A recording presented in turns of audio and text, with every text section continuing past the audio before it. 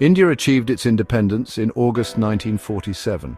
This was a truly historic moment for the nation. However, the country immediately faced numerous and very significant challenges. The economy inherited from colonial rule was fragile. It was predominantly agrarian, meaning most people depended on farming for their livelihood. The first Prime Minister, Jawaharlal Nehru, had a clear vision for building a modern and self-reliant India. He firmly believed that the state, or government, had a crucial role to play in driving economic development. His government, therefore, focused its efforts on establishing a strong industrial base and laying the foundations for future growth. This was a period filled with immense hope, careful strategic planning, and the determination for India to stand independently after centuries of foreign domination. Under Nehru's leadership, the government of India adopted a strategy of state-directed industrialization. This approach meant that the government made substantial investments in public sector enterprises. The primary focus of these investments was on heavy industries. These included vital sectors such as steel manufacturing, machine tools, and heavy engineering. Simultaneously, significant resources were allocated to developing critical infrastructure.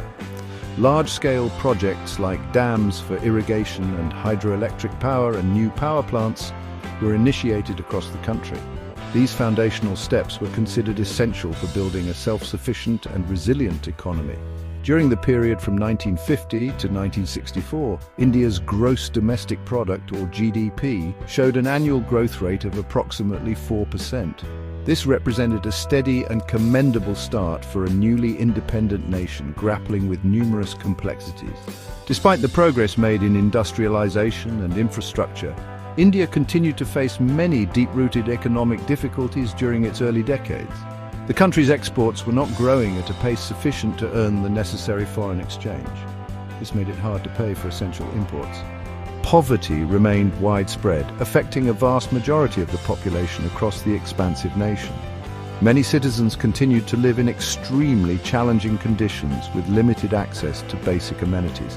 The public education system and healthcare facilities were largely inadequate to meet the needs of the large and growing population. Furthermore, the agricultural sector, which provided employment to the largest segment of the workforce, was struggling with low productivity and outdated methods.